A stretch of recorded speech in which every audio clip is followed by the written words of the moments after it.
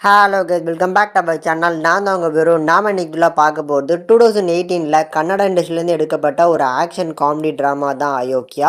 இந்த படத்தோட டைட்டிலில் நம்ம தமிழ்லேயே ஒரு படம் வந்து நம்ம விஷால் நடிச்சிருக்காப்புல. ஆனால் இந்த படம் வந்து கன்னட படம். அந்த படத்துக்கும் இந்த படத்துக்கும் சம்மந்தமே கிடையாது.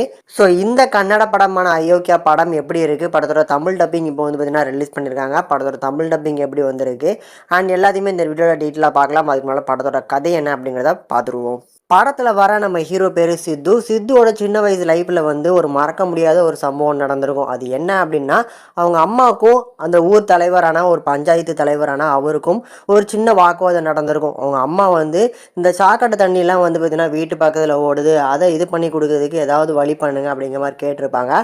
அதுக்கு அந்த அதிகார திமிரில் வந்து பார்த்திங்கன்னா அவங்க அம்மாவை கீழே தள்ளி விட்டு சில வார்த்தைகள் பேசியிருப்பாங்க. அது ஆள் மனசில் வந்து நம்ம ஹீரோவோட மனசில் வந்து பதிஞ்சிருக்கும்.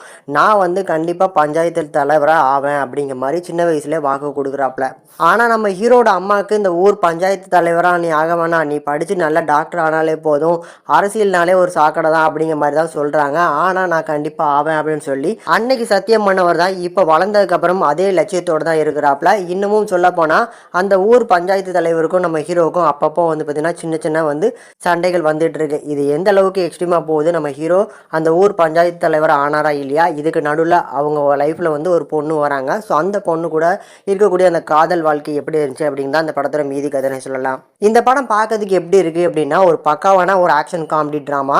ஸோ இந்த படம் 2018 எடுக்கப்பட்ட படம். ஸோ இப்போ வந்து எல்லாருக்குமே பிடிக்குமான்னு கேட்டிங்கன்னா டவுட் தான். இந்த படத்தை முழுக்க முழுக்க ஒரு கமர்ஷியல் ஆக்ஷன் ட்ராமாவாக எடுத்திருப்பாங்க. அதில் ஒரு வில்லன் இருக்கான் அப்படின்னா, அந்த வில்லன் வந்து அந்த கிராமத்தை அவனோட அதிகார திமிரில் எப்படி ஆள்றானோ அதுக்கு நம்ம ஹீரோ மட்டும் என்றைக்குமே வந்து வளைவு கொடுக்காம நெஞ்சு நிமித்திட்டு முன்னால் போகிறது, அந்த மாதிரியான போர்ஷன்ஸ் வச்சு தான் இந்த படத்தை எடுத்திருப்பாங்க. இதுக்கு நடுவில் நம்ம ஹீரோ பார்க்குற ஒரு பொண்ணு, அந்த பொண்ணு மேலே நம்ம ஹீரோ வச்சுருக்க காதல்னு சொல்லி இந்த மாதிரி வழக்கமான டெம்ப்ளேட்டாக இருந்தாலும் பார்க்கறதுக்கு போர் அடிச்சா பார்க்கக்கூடிய ஒன் டைம் ட்ராமா. முடிஞ்சவனா ட்ரை பண்ணி பாருங்கள். ஆக்ஷன் சீக்வன்ஸ்லாம் சூப்பராக கொரியோகிராஃப் பண்ணியிருந்தாங்க.